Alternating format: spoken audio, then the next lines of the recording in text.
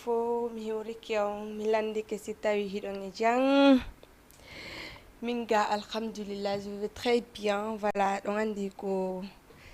chaque samedi hare ɗe mari émission men o folie musicale, mais hande la woni tranquille, hande taw mi addali foliji an ɗin parce que voilà en fop men e yinini kone feƴƴude ko lagine mais ɗo en artude ɗon tam hiwrike surtout ɓe hoore maɓɓe hatata émission ji ɗi Jama TV e surtout kadi abonné ɓe ɓen Guiɗo Jama on fof momi weltani ko madame Guiɗo Jama Néan depuis Gambie chaque fois ɓe daare languiɗo ɓe Néan si émission ma fuɗɗaki tawi no foti surtout de hunde hara nene ma no wiccira ɓawma en tout cas ɓe encourage ma hay si a wawata mais a inna yawa kilo donc hare ɓe fof mom mi hiwri parce que ko ami atti yiwde ɗo ko direct an kadi moƴƴan donc haray ɓe lagine ɓe on fop mom mi hiwri on meɗen salmina on et puis meɗen inna on kadi c' est à dire que ko feƴƴi ton kon ɗeɗo balɗe fop no yiide ɗum dépôt gazon ko explose ton kon donc woɓɓe lutti e mum woɓɓe kadi tampi son jikke moƴƴa noon hande ha ɗum no yeehi hande mo be innayi min kadi oɗo ɓurata la wallitade ɓeɗo parce que hande enen e innayi hay si goɗɗo walike tum maayi no yurmi ajana lay goɗɗo maayi e nder yiite tawa ko ɗon o wona taw suma ha o ɓuuɓa enen ɗum ɗo fof eɗen andi franchement no yurmi yo Allah hinno ɓe yaafoɓe okkara ɓe arjanna firdawsi danda en siga mum parce que en tawi vraiment no yurmi mais en yi kadi ɓe organise en tout cas ko laaɓa ɓe tawata ɓe wallitike Jama on ton ko yiɗen ko ko enen ko hiwɗen ko réseaux sociaux ko parce que en ala ton wonɓe ton ɓe vraiment kamɓe kadi ɓe ini en tout cas ɓe wakkilike yer ko ɓe wawi ko parce que en andini ni sarne fof no satti mais mo besino wadde effort mum on wallitike ɓe en tout cas komin ina tan on jarama haray ɓe tawata ko kamɓe kadi jeeyi ko kamɓe kadi perdi on torama yallagol haray no invité jango ko Adramane donc ɓe noddiramo Doura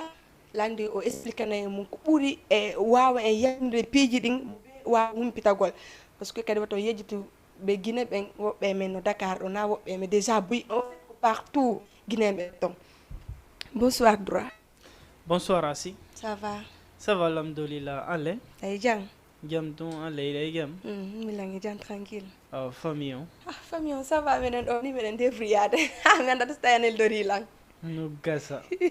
Golle den ça va un peu. Tranquille nani. Alhamdoulilah. Ok dira haccuftu mais accitama hiwroɗa cheikh téléspectateur ɓe ɓen parce que ɓe habbino émission men. Ok, salam alaikum chers téléspectateurs de Jama TV.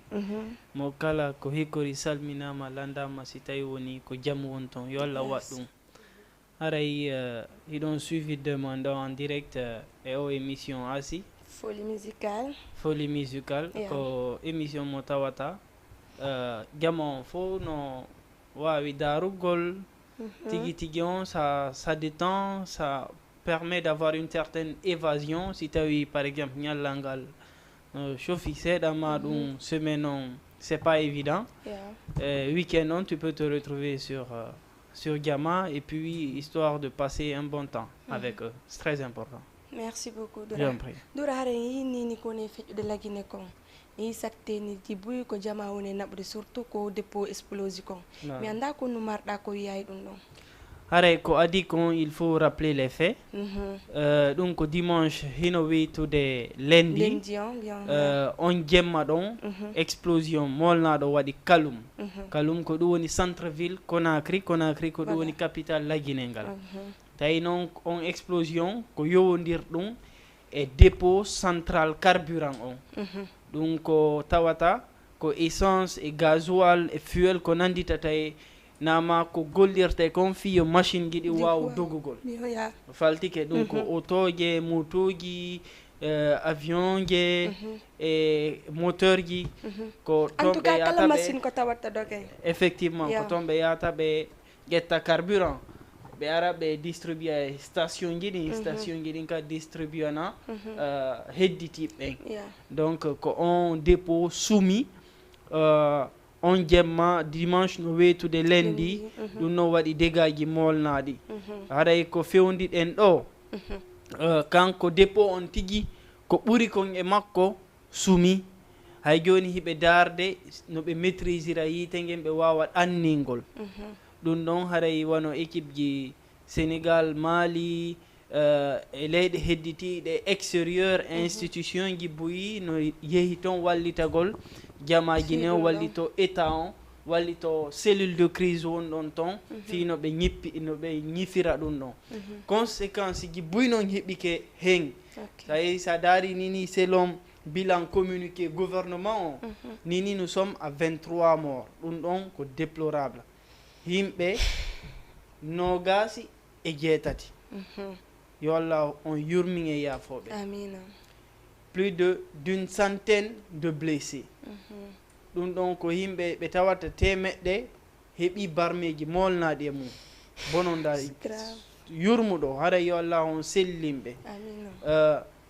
ɓuri noon guluji yimɓe personne ko recensa ko nini heeɓi kadi ko tawata piiji mum boni hen ko cuuɗi ko bureau ji ko matériel ko nanditata e mum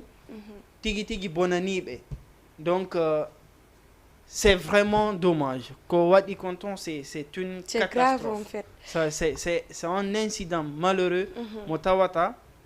hiɗen tori Allah yo Allah danditu en siga ɗum ɗon amina mais aremo kala ka no hani ƴettugol disposition ji mum surtout sengo ka laamu fiino service protection sociale on wawira tinnade dartano heɓuɓe ɓen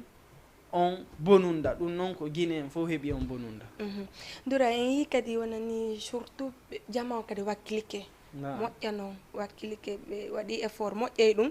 mais dura hiɗa tawa e ko organise ɗo moƴoɓere ɗum ko association ko wiyete en fait ko fi wallitagol boniraɓe ɓen ton mi anda ko honno ko hombo addi on ko hombo créé ɗum ɗon non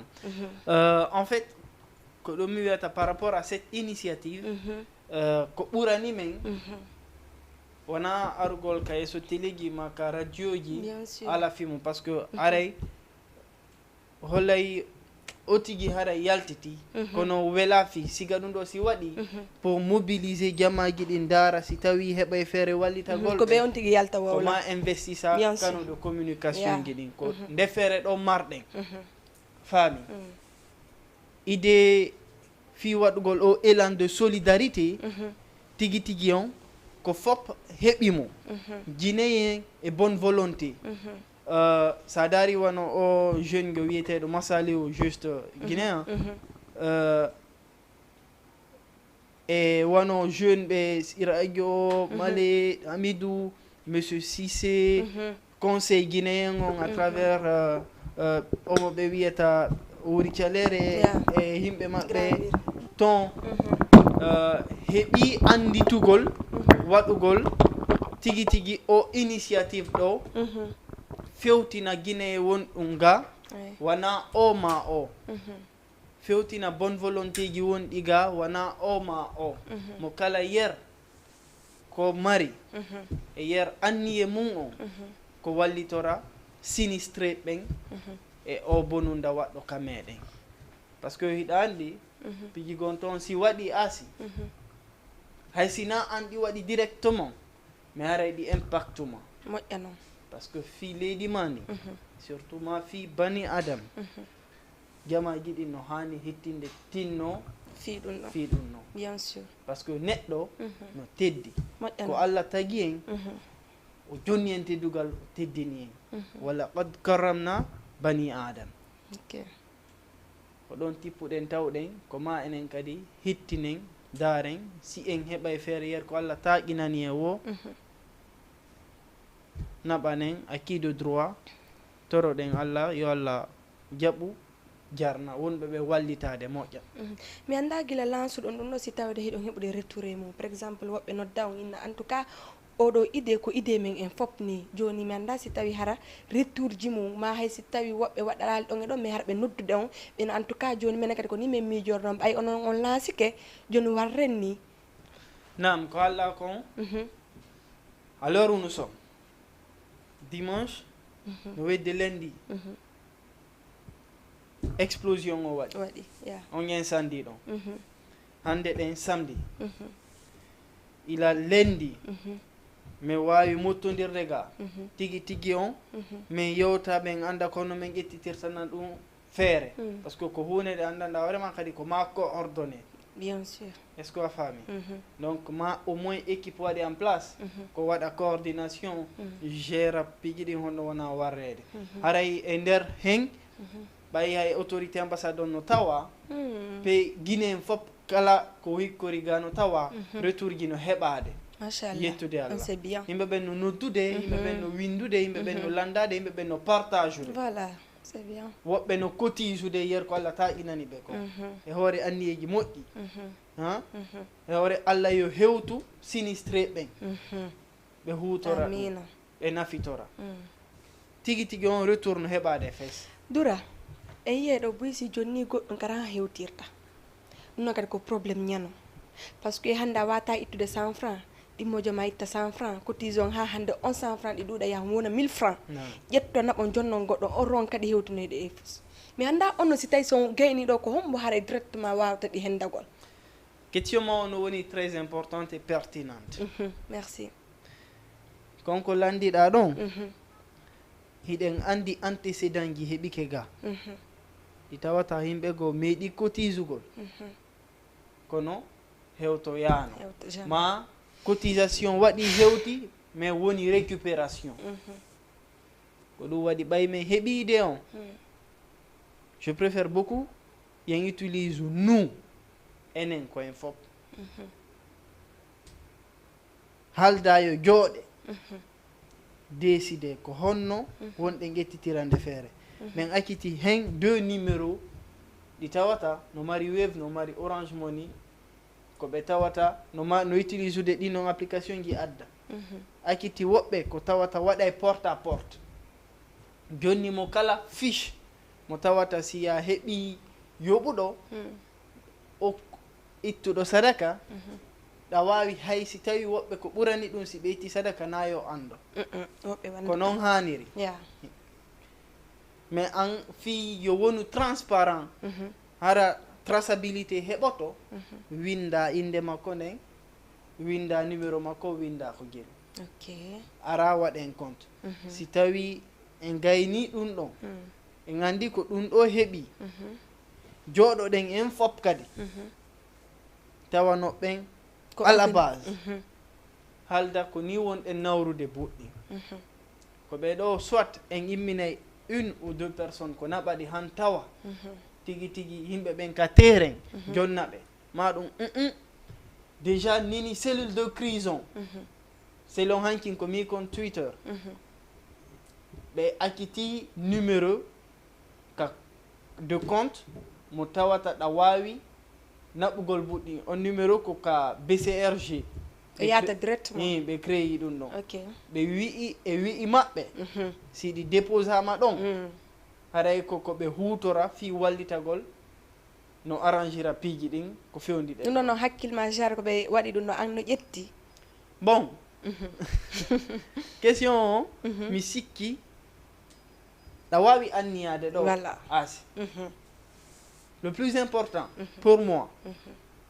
e o situation ɗo e kala situation ko anni e moƴƴe ɗe yo Allah hokku en ɗum noon ña fof si a anniki a heeɓi feere a itti kumbidowu ndiyan ɗo a naɓi a jonniɓe haray minen kadi ko ndo Allah taƴinani men ko yo wallito Allah yoɓe hewtinka dowa ɗo wallit torede si tawi no woniral no an haray a waɗi anniye ma o joni noon ɓay ko tawata ko hunde nde tawata on a tous un droit de suite de regard fi andugol siko no wona no waɗrede no hani jama o no dowa wattande yiɗi c'est très important jama o noon kadi ko fop wonɓe ɓen ittude wonɓe ɓen jonnude wonɓe ɓen jonnede wonɓe ɓen naɓanede si gaynama no dowa heɓugol ko ɓenta kon responsabilité reconnaissance no dowa heɓugol ko ɓennata kon humanisme et jugeote andita ɗum ɗo waɗama kono ko fiiɓe ɗo de yo Allah dandu goɗɗo ñamugol hakke goɗɗo par ce que no hulɓini par ce que woɓɓe no ton dura kadi ɓe heɓata hay hande fi be nyam hay kambe hore mabbe ko problème mais hande o situation si wadi be yi konko organiser don benne en tout cas mi rewe teddi fo mais kono be mi heba hay ko 100 francs mi tawe dum don andi hande si tawi on wadi dum dinno mbudi he goddo go jettidi nyami déjà a anda ko no be hebire mimi ne ko hakke nyano ko hakke mon na do non konda ko halde c'est très important pour te rappeler juste par rapport à situation ka fewndi do be alla taginani be no etade itta seeda mais sa dari a taway ko citoyen lambda on uri onde wakkilade hiɗen ɗuuɗi ɗo hino hanno buyi heɓo normalement minata buyi heɓaki de ɓay ko gon kan no buyi heɓaki mais seeɗa no ɓuri angal effectivement yeah. Donc petit à petit l'oiseau fait son nid ɗen yarde non a itti seeɗa mi itti seeɗa no gasa hara woni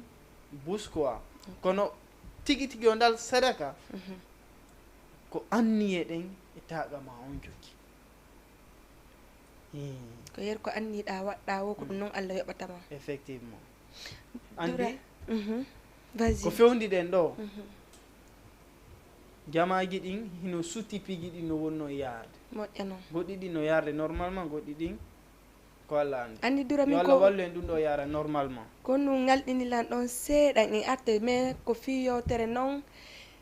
ko yewtere yaltita yewtere mais hande kaaji buy waɗi lagini woɓɓe ɓiɓɓe mum buy maayi la wawi innugol sa c'est à dire situation ji lagine ɗin waɗi adu ɗum ɗo hewtude satteni moƴƴa waɗi kono wona koko waɗa ɗo e ngol ɗo lagine fi o debbo ɗo hari waɗaka par ce que hari min nanali wona Dakar ɗo ma lagine no waɗi waɗɗi piiji no inna no yahi no wallitoyi o mo ɓiɗɗo mum fella par ce que ɗo sa ndaari gila ko laandi ɗo ko janngo on ha janngo en tout cas heɓata une semaine gila waɗi mais nder ɗum ɗo fof yimɓe ɓe wakkilike waɗi effort ji moƴƴa kono ado ɗum ɗon probléme ji no na hande fuɗɗi wadde ko men dégâts ji na hande fuɗɗi wadde ko men kono hari en meeɗa yide yimɓe ɓe no jogotiri ni inni vraiment enen kadi immoɗe waɗen effort wallitoɗen ɓeɗo sedi men da ko nun haray addi ɗum ɗo jama mobilise inni men wallitoto ɓeɗo hara les problèmes ji neeɓi ko fuɗɗi wadde na hande ko gonga kono yiwɗa ɗum noon dura pour en venir à ta question ko tentative jawabu mi woni ɗaɓɓande ɗum noon par ce que ko ɓennata kon goto wawata andude piiji ɗin fof donc mi wona sûr et certain mi wawa jabade piiji ɗin fof bien sûr kono e yer gandugan allugan to so kunkon no hollirɗa noon ɗe mari probléme ji hewɗi ka meɗen ɗi tawata laamu ngun jamaji ɗi mo ɓeno doit responsabilise de hoore mum a andi si a fewndike e nokku a heeɓi duuɓi ɗi tawata permettima wonugol mature indépendant a woni ko ɓennata kon a hellifama a heeɓi haqqil piiji gon toon ɗa duwaɗi darangol hoorema etoɗa waɗanaɗi hoorema hara innali forcement ko ma yimɓe ɓe waɗantamaɗi ko eya eto wallitoɗa hoorema ndeɗa yirgane ɓawo gon yirga reyndu piiji gon noon no toon ko état on charge ɗi ko état on duwaɗi waɗugol ko laamu ngun mari on responsabilité mari on rôle ko fi ɗum ɓe wonani laamu c'est parce que jama on inni men halfini on ɗum ɗo fi on kippan men ɗum ɗo kono ayi ko waɗi ɗo ɗum ɗo ko leydi fof touche ko ɗum waɗi élan de solidarité on union pullo soso maninka forestier e kala bonne volonté mo tawata ko hikkori daari tawi ɗum ɗo wowa wadde ɗum ɗo no hulɓini ɗum ɗo goto tun gaynanta ɗum ɗo ko ma en fof jonnidiren juuɗe wallidiren wallen jamaji ɗin yer taqa mo joytiɗen o si tawi ko effort physique marɗa yaha sur le champ en yif ɗuma sagata ɓe dal jama on fop couche social ji ɗin fop ka meɗen yeehi faysal wallitagol soit ko defugol soit ko addugol hunde soit ko fontugol tante soit ko jonnugol ƴiƴam mum fi pertuɓe ɓen ƴiƴam yo wattane ƴiƴam fop wana o ma o c'est un élan de solidarité, un soutien pour Kaloum mais ça exprime un espoir mo tawata tigi tigi on hiɗe wawi fottugol tigi tigi on hiɗe wawi joɗagol miijitoɗen probléme ji ɗi marɗen addanen ɗi feere solution tigi tigi si en fotti en waway gagnagol en waway réussisugol e programme ji men ɗin e projet ji men ɗin tigi tigi ko ɓe wiyata kon agir ensemble c'est réussir ensemble donc esprit collectif on ma ɗum union on no ɓuri koruŋam beɗum am nagoto yo Allah wallu en fotten e hoore sawa amina dura tare lan faala kadi accitanami numéro e ko honno on tigi wawata yer ko on tigi anni wo surtout onon kadi ndaroɓe Jama TV onon ndaroɓe Jama TV onon aboniɓe Jama TV kala darowo Asifoli musical on nani on message ɗo ko dura yewti ɗo kon donc na in forsaka innaka ko be on tigi waɗa ɗum ɗo na be on tigi waɗa ɗum ɗo haysi ko 100 francs waɗɗa ko Wave ma 200 waɗɗa ko Orange Money maɓɓe kamɓe en tout cas ɓe weltanima surtout kadi hende toɓɓe ko ɗon haray baraji ɗi ɓuuri wonde haray dura meccitama wola numéro mum awa haray on acci haqqe numéro ji ɗin ɗiɗi ɗi ɗiɗi noon ɗi mari Wave et Orange Money haray si tawi ɗon hebli mi dictana on ɗi ko 77 numéro arano mi fillito 77 597 73 32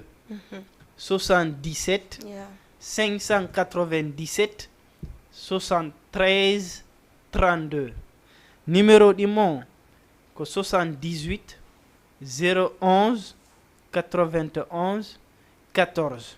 78 011 91 14 numéro ji ɗiɗi noon no mari Wave no mari Orange Money haray mo kala ko Allah tayinani ɗum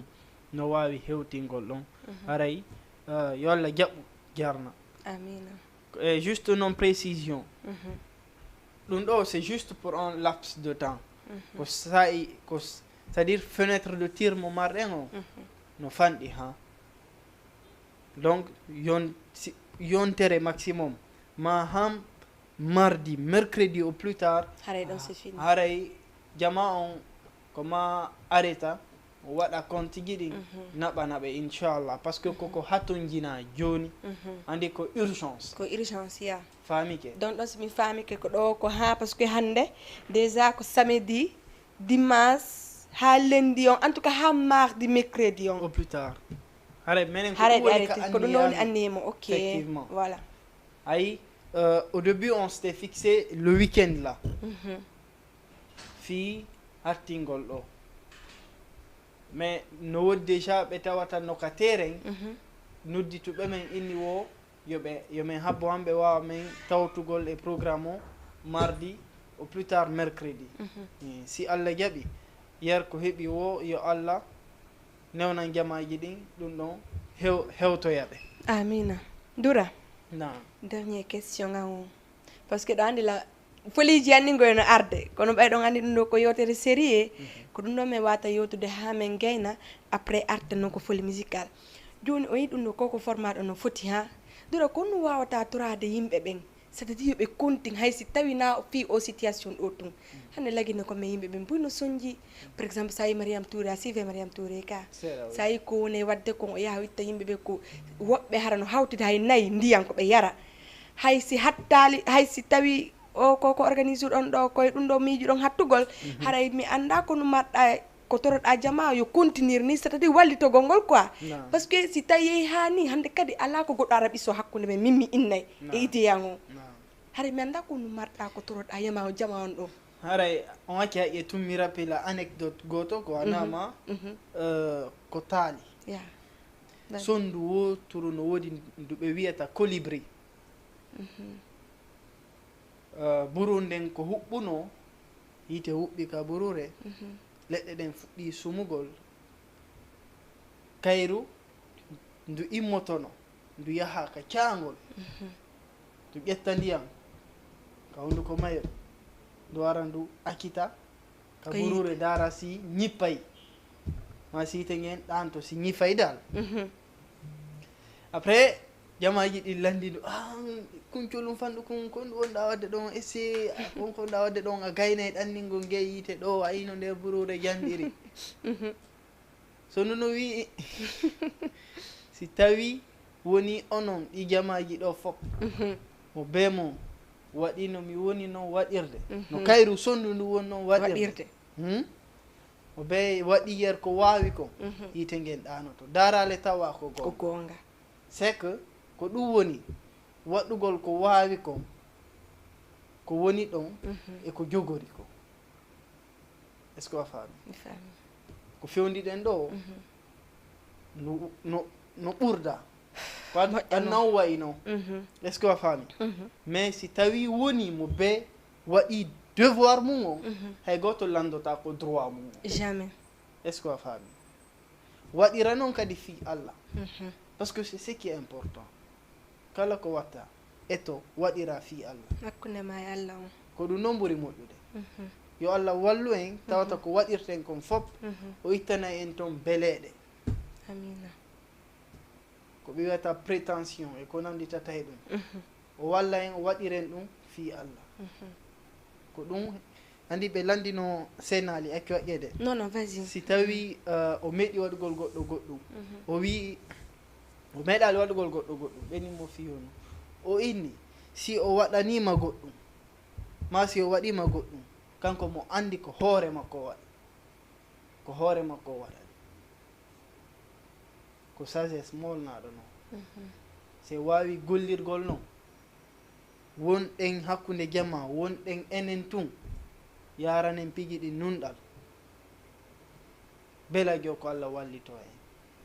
kamen noon jamaji ɗi no sonji ha yo Allah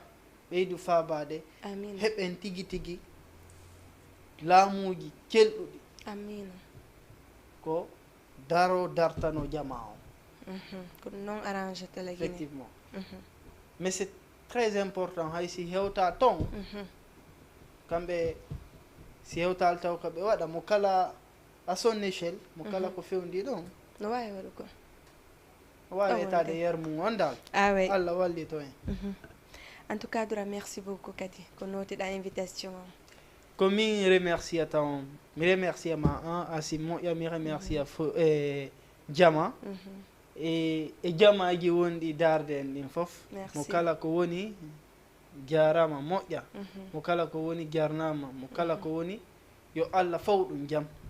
fawa ɓe gureji men ɗin fof jaam walla en hettoɗen dal yo Allah wonan en ballo amina assalamu aleykum waaleykum salam Doura guiɗo nani Doura no heewi tef ko ɓernde an hayla faljirinde makko ne aca yehe artana Fatoumata on andi ko préféré makko noon mi wakka mon ɗon si o wawa waynotogol ka i Doura allez mahe guiɗo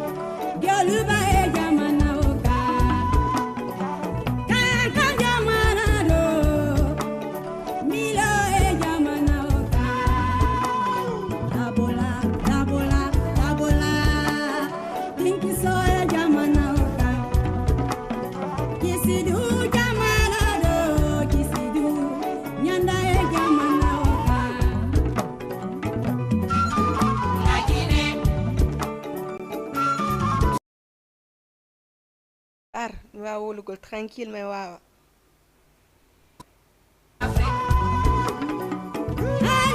ok Jama TV kala wonɗo darde Jama TV kama weltani kon o nani message dura ko yowtiɗo kon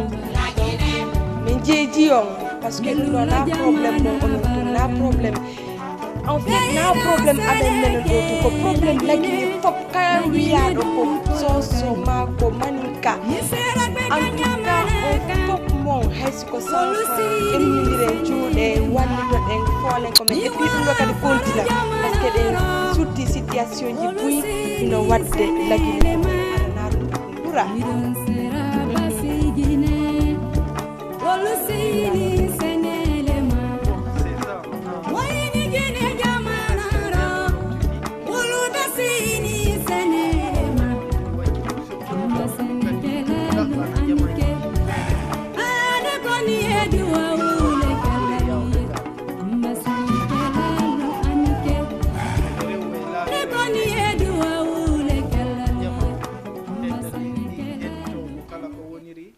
heɓa nafa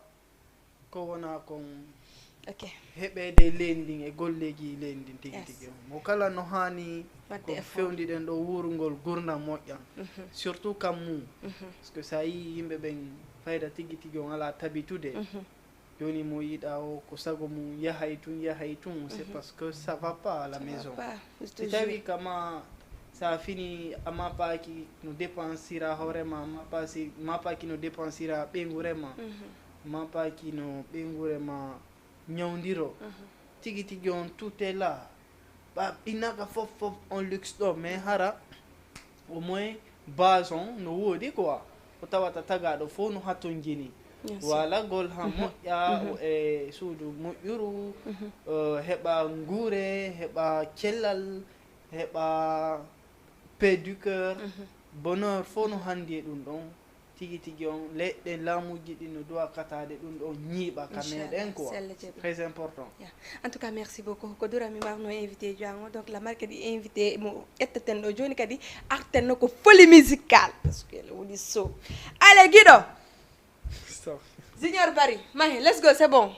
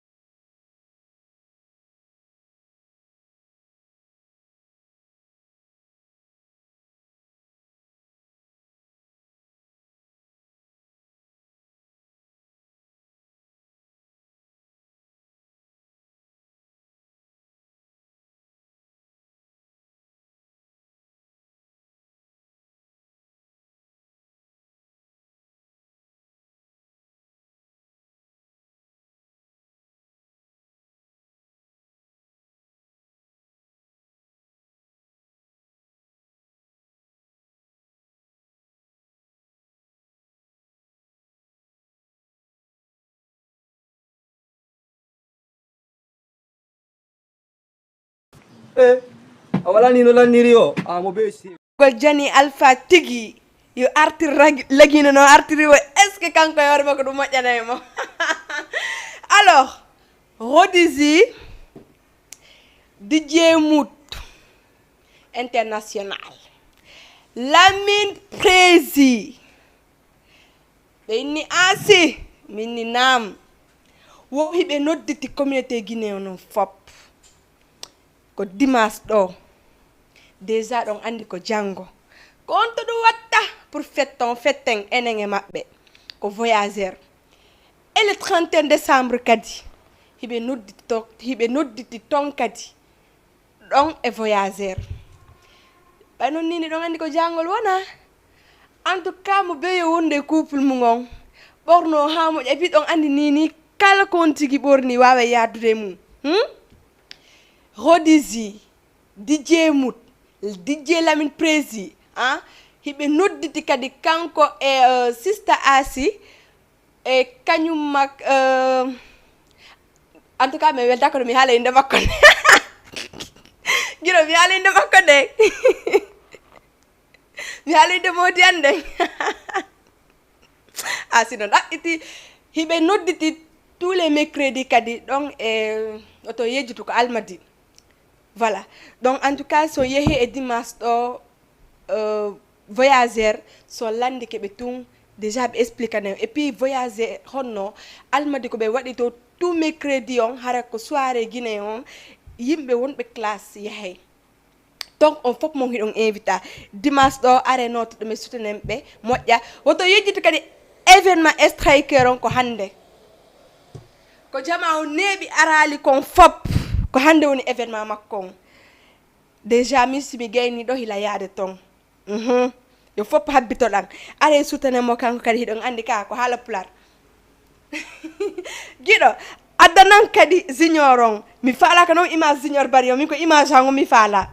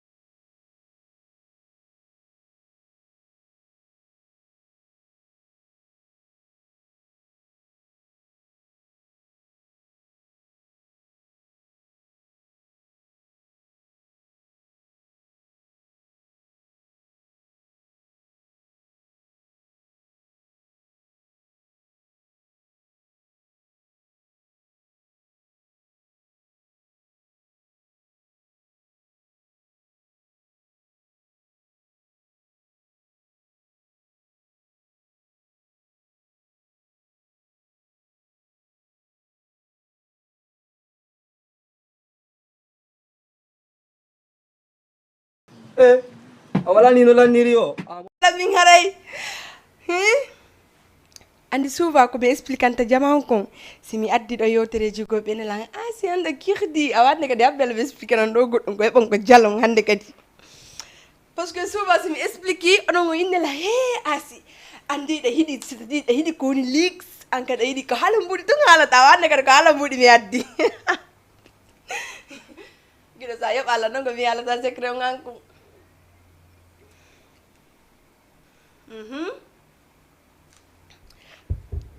ko gore jango anona nela no si mi explica siɗaɗ wata explique gol ko gore jango souvent min discuteno min e makko ko suudu mbiɗa marno no probléme min no somi discutino par ce que min andi min mbaɓe gam ɓe suttirino lan jejirgol lam mbuuɗi winnugol lan o 1000 francs ma 500 ma 2000 kadi mi ƴaɓatano inde 500 wolene inde 500 tum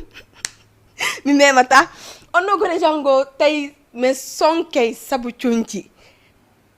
o mi ala halde inde makko ɗo jamais par ce que nomo joni mi falamo tun ɗaɓitugol haade souvent min discuteno fi coñci jono si tawi o watta ke coñci hande min kadi mi yalta mi wulla min nayi min hande kadi a ƴetti coñci hande nga ɓornike ka si baben ari mi haalay hande mi oynela ne si a fala haalu kadi coñci ma e coñci a naga fof ko gootum min mi coñci ane na gootum par ce que min noon gila lawgol min miɗa partage gol coñci a meme ko encore so mi yalta mi wulla joni noon ñande goo noon o ƴetti doleke tawi mi meeɗamo wattogol mi soodi doleke par ce que ɗi mbuuɗi ɗon lan andi min ko honno mi heɓiri ɗin no mi yeeɓi tawi ɓe wallinindi ko tabal mi ƴetti ɗi mi yeehi mi soodi tisortagon par ce que mi laydi tisorto ñande ɓornogol genre ɓornandeji américain ji ɗin no tonka ok o ƴetti on doleke o ɓorni mi ari mi inni mi yimo ɓorni on doleke mini ata ko hombo inni ya ɓorno o doleke ɗo kere na mi taw mo waali ko suudu mi ƴettimo o ƴettimo o ɓorni mini ne min ok probléme ala mi acci ha heure mo babe ngan jippoto mi andi 19 heures yoni par ce que ko on heure ɗo ɓe wo jippagol ɗum fof hala woni tranquille la ñamude la fijude la jalde ɓay heure maɓɓe o yiyani mi yalti mi jooɗi ko hakkude pero mi fuɗɗi wullugol allahu akbar ɓeyni ko mbone wullude ɗo ko mbone wullude ɗo ɓe fof ɓeyni ko woɗo wadde probléme ji ɗi dégaji ɗi andi tout si galle si tawi ka woni jooto so ko haare ɗa andi ɗa bungina trop ko woni wo ko antu ko antum ok ɓe ari ɓeyni ene asi ko no waɗi mini ɓe nago to ƴetti lan doleke keso mo mi ƴetti mbuuɗi ɗi ko tabal mi mi soodi doleke ɓeyni ene an tigi ɗe andi ɗin ɗo mbuuɗi na an hay ñang jeyɗi joni ko ɗum ƴettanta mbuɗɗi yaaɗa soɗa doleke goɗɗo go wattoni ina an tigi wattata ko delekeji ɗi min baba ɓayno ɗo andi foliji hanni min na ko ɗele na foliji hanni na ko télé ɗo tugaɗi ay ko amin ko ni mais naturel ok ɓe on tuma ɓayi babe ngan ari ɓe inni a seetu ko fi doleke on ɗa wullande min kede jara la wulla fi doleke ɓeni ok ɓen joni mi hokkete soda doleke min min mbay allah waɗi ko joni content no joni on kala onon andi après janggo si ɗo fala ɗo yirola min ɗum ɗo na probléme non ɓeni donc mbuɗɗim an ɓuranma mini ko debbo hombo añi mbuuɗi jaboɗo elan ɗum ɗon ko debbo hombo añi mbuuɗi min gilala en fait simi wulli a jeeji lan a wowli a ronki mi fankali jonnat mbuuɗi dara ko onno mi ata mi faminayi na mi wonno wullude c'est à dire mi wole tum inno min layɗi mbuuɗi ko yiɗere mbuuɗi noon kiɗo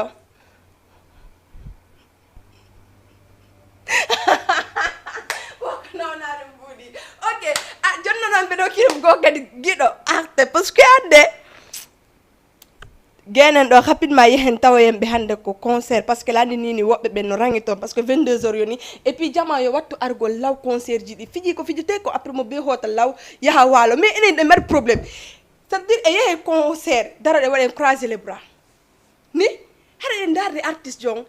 sa immike ko ma yehi concert min mi sikka ko fijugol naɓatama par ce que ko haɓɓanta paɗe ko fiya amu hoccoɗa cikkoɗa haɗa na yayo daraɗa waɗa croiser les bras ennayi wonɗo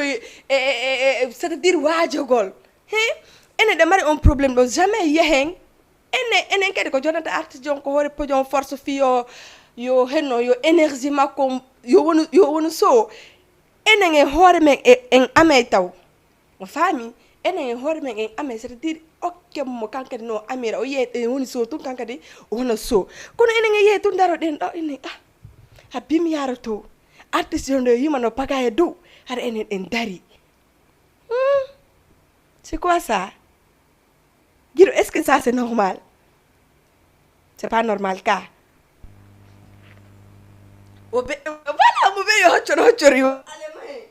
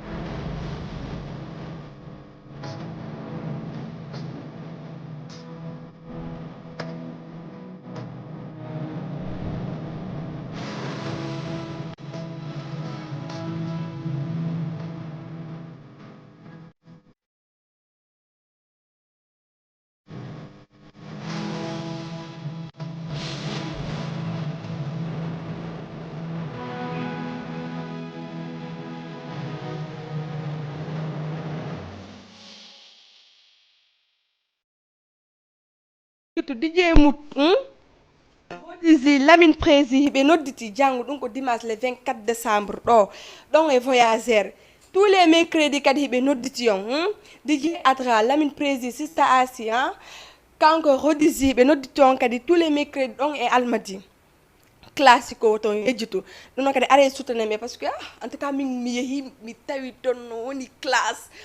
mi falno ka hay yaade kono ɓay mi innama ko Almadi mi yeehi mi daari mi tawi nder ton a jooɗoto entrée on a yoɓata mais consommation nder ton a soode joɗɗa consomme tranquillement sa gayni kadi arta et puis no mari sécurité juste ko laawol daratoɗa ƴetta auto a hooti ha ko ma ndaare ɗum ɗon en tout cas no foti to yejuti mo tawa ko concert hande Enzo Music kankadi mo tawa hande ko concert en tout cas ɗeɗo bale fof ɗe publication ji maɓɓe ɗi donc are sutanemɓe Guido est ce que son Enzo Music no ɓattilan ɗum bien sûr no ɓattilan kay ale mayin arte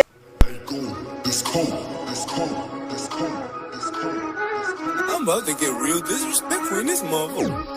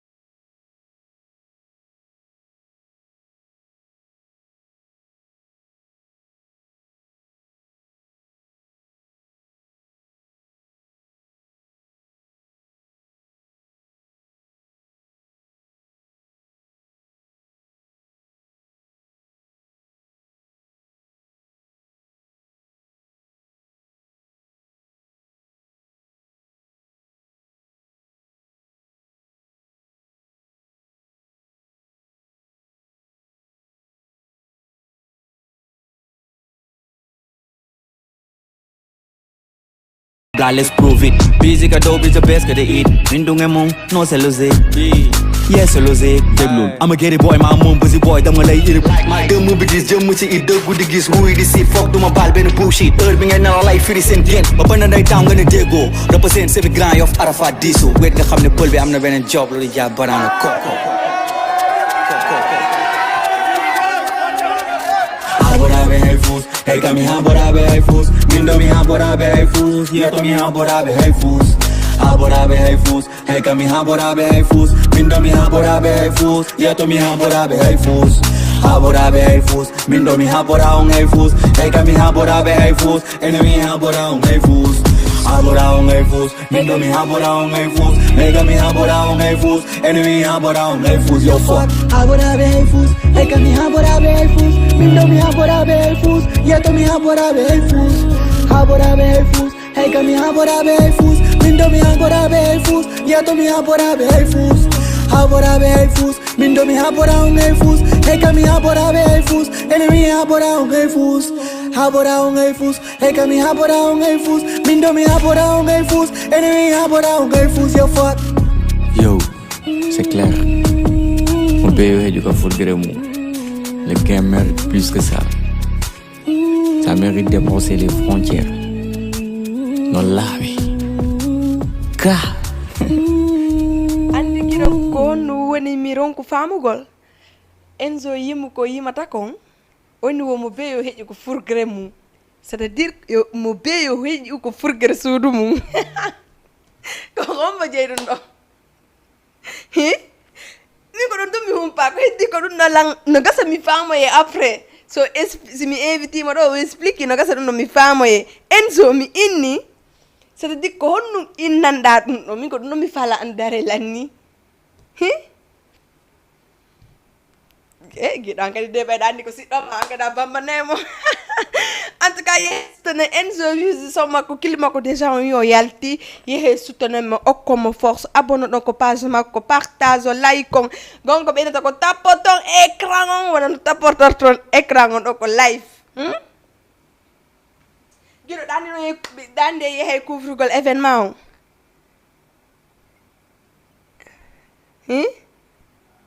voilà donc joni mi anda si tawi mi DJ Bella Modi ankadi selang Cheikh Tidiane merci beaucoup Seri Koko mi weltani kama Diallo Abdoulaye on fo mon en tout cas merci beaucoup mi fami samedi on hande la buyno stade no habbi striker ko arata et puis mo are wato goto am menen tigi jamati vie joni couvre événement no foko fi mo ko fi weltingolon gido kono wonirta Aaron Yoni bien sûr donc musique do samedi yo hande weliri on ka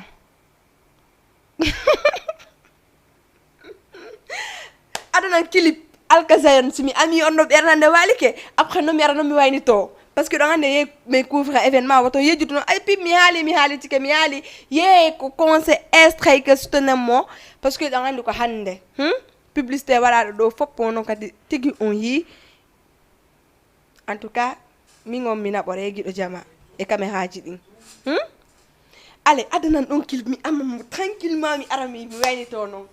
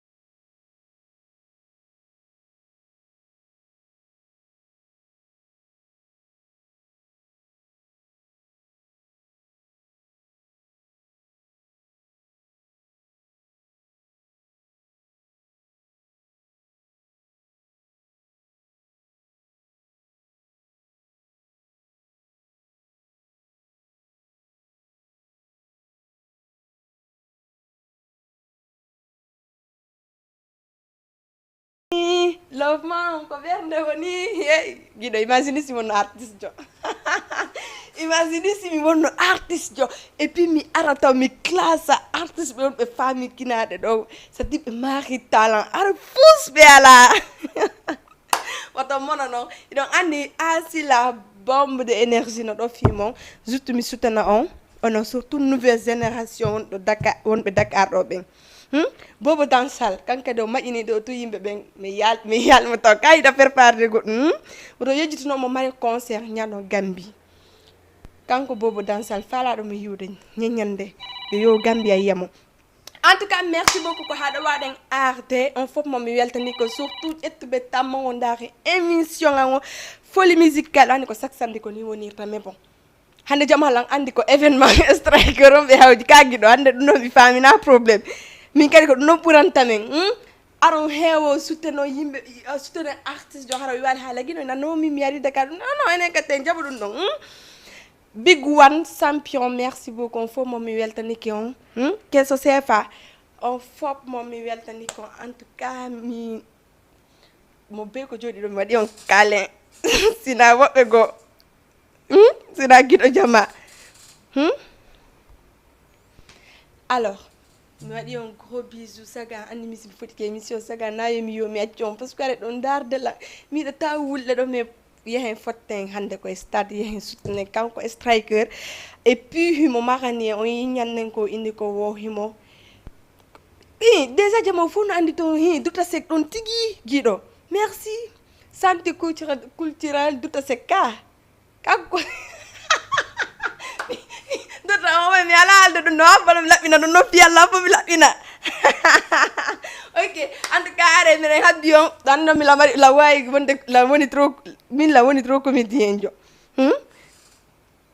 Aissatou oh la la asi noon fokkitigoy guiɗo yehen ko waɗen émission men on hande ɓe habboen ko stade yehen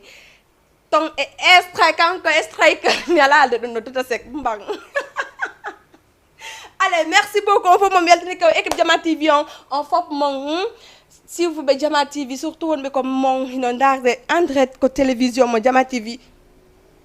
madi on I love you à la prochaine ciao ciao